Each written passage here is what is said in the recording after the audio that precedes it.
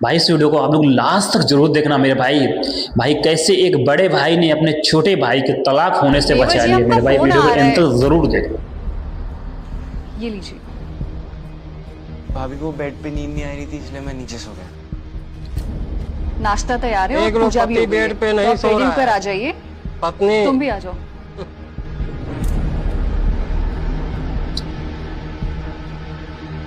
आपको पता है आज मैंने क्या देखा? क्या देखा तुमने? देवर जी नीचे फर्श पर सो रहे थे।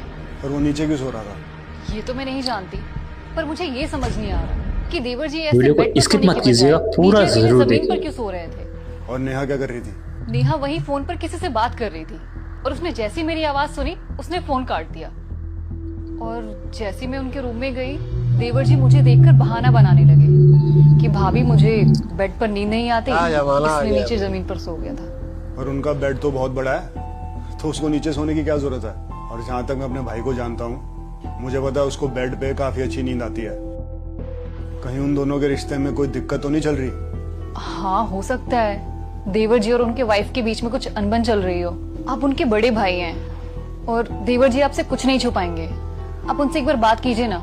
ठीक है, मैं कल शाम को अपना काम खत्म करके उससे बात करता हूँ। और बता, तेरा ऑफिस में कैसा रहा दिन? ठीक रहा भैया। अच्छा, एक बात पूछूं तुझसे? हाँ पूछिए। तेरे और नेहा के बीच में सब कुछ ठीक तो है ना? हाँ भैया सब ठीक चल रहा है, लेकिन आप क्यों पूछ रहे हो? देखते हैं आगे। मैं तेरा बड़ा भाई हूँ तो मुझसे झूठ मत बोल। आज तेरी भाभी तेरे रूम में गई थी और तू नीचे सो रहा था, ऐसा क्यों?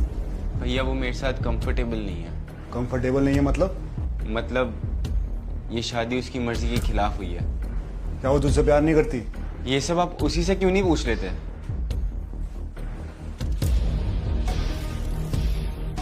ये जो प्रॉब्लम तुम दोनों के बीच में खड़ी हुई है, इसको सॉल्व करने के सिर्फ दो ही रास्ते हैं। पहला रास्ता तो ये कि तुम दोनों इस रिश्ते को खत्म ही कर दो। और अगर तुम दोनों पहले रास्ते को चुनते हो तो एक बात का ध्यान रखना कि पूरी जिंदगी तुम दोनों ये सवाल लेके घूमोगे कि तुम्हारी पहली शादी नाकाम रही। और दूसरा ऑप्शन ये है कि तुम अपने आप को और मेरे भाई को एक मौका दो, हमें समझने का और हमारे परिवार के तौर तरीके समझने का। माना कि तुम्हारा पास था, लेकिन अब तुम्हें उस पास से आगे बढ़ना होगा,